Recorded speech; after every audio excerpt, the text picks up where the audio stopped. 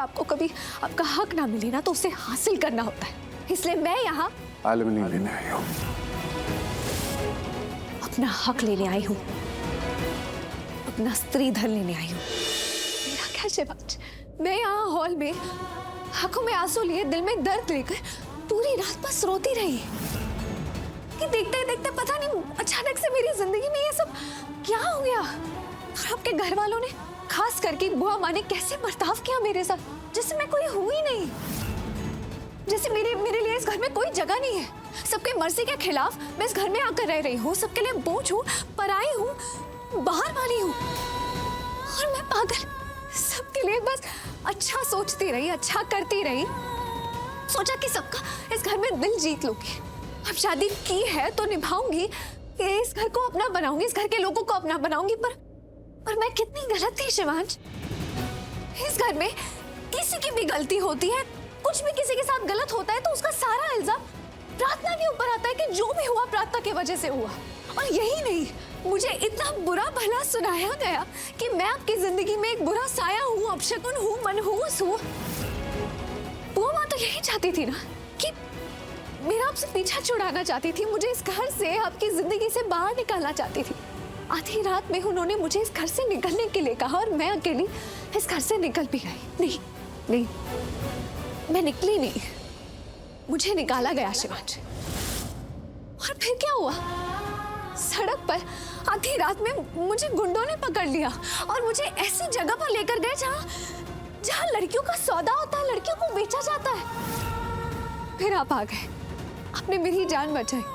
लेकिन फिर क्या हुआ शिवांश, आपने एक बार नहीं बार बार जताया कि आपने मेरी जान बचाई, आपने मुझ पर कितना बड़ा एहसान कर लिया। हाँ तो क्या गलत किया?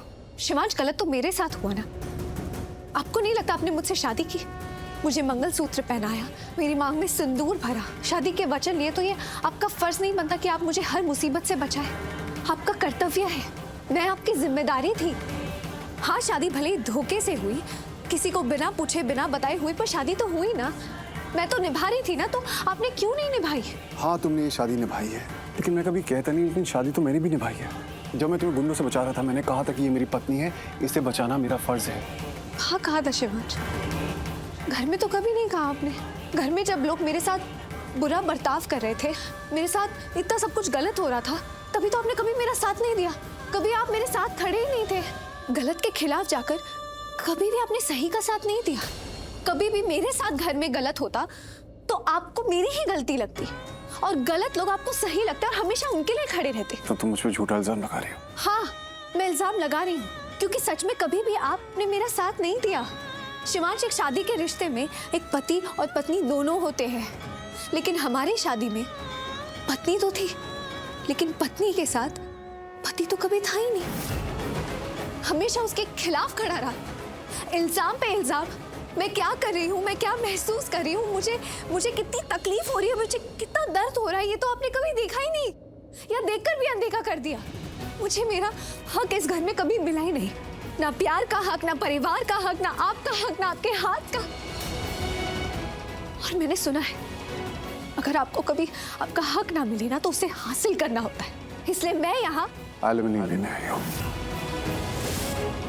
अपना हक लेने आई हूँ, अपना स्त्री धन लेने आई हूँ। और जब तक मुझे अपना स्त्री धन नहीं मिल जाता, मैं यहाँ से कहीं भी नहीं जाऊंगी।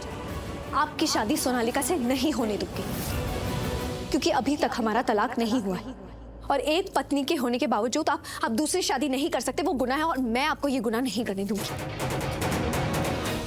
शिवांश, जैसे सोनालिका के साथ आपकी शादी की एक भी रस्म हुई ना, तो आपकी कुंडली सोनालिका की कुंडली से जुड़ जाएगी, और उसकी कुंडली का दोष आपकी कुंडली में आ जाएगा, आपकी जिंदगी पे असर करने लगेगा, और ये आपके लिए बहुत बड़ा खतरा होगा।